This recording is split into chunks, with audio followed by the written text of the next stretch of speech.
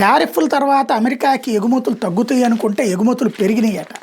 తాజా లెక్క ప్రకారం ట్రంప్ ప్రతీకార సుంకాల హెచ్చరికల నేపథ్యంలో భారతీయ ఎగుమతిదారులు ఫ్రంట్ లోడింగ్ పెంచారట. ఫ్రంట్ లోడింగ్ అంటే సుంకాలు పెరుగుతాయని తెలిసినప్పుడు ముందే పెద్ద ఎత్తున ఎగుమతులు పెంచడం. ఎంతగా పెంచారంటే ఏప్రిల్ జూలై నెలల మధ్య అమెరికాకు మన ఎగుమతులు ఏకంగా 21% పెరిగి $33.5 బిలియన్, అంటే 2.92 లక్షల కోట్లకు చేరిందండి. ఇదే సమయంలో భారత్ నుంచి మొత్తం ఎగుమతులు కేవలం 3% మాత్రమే పెరిగి $149.2 బిలియన్, అంటే దాదాపు 13 లక్షల కోట్లకు చేరింది. అంటే మన దేశం నుంచి పెరిగిన మొత్తం ఎగుమతుల్లో 3%తో పోలిస్తే అమెరికాకి 21%, అంటే 7 రెట్లు ఎక్కువ పెరిగాయని గణాంకాలు ఉటకిస్తూ టైమ్స్ ఆఫ్ ఇండియా వార్తా సంస్థ ఒక కథనాలు ప్రచురించింది.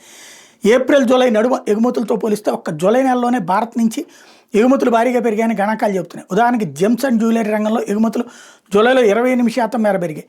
ఫార్మా ఉత్పత్తుల ఎగుమతులు ఏప్రిల్ జూలై నడుమ 7.4% పెరిగితే ఒక్క జూలైలో 14% మేర పెరిగాయి. ఇంజనీరింగ్ ఉత్పత్తులు ఏప్రిల్ జూలై నడుమ 6% పెరిగితే ఒక్క జూలైలోనే 13.8% పెరిగాయి.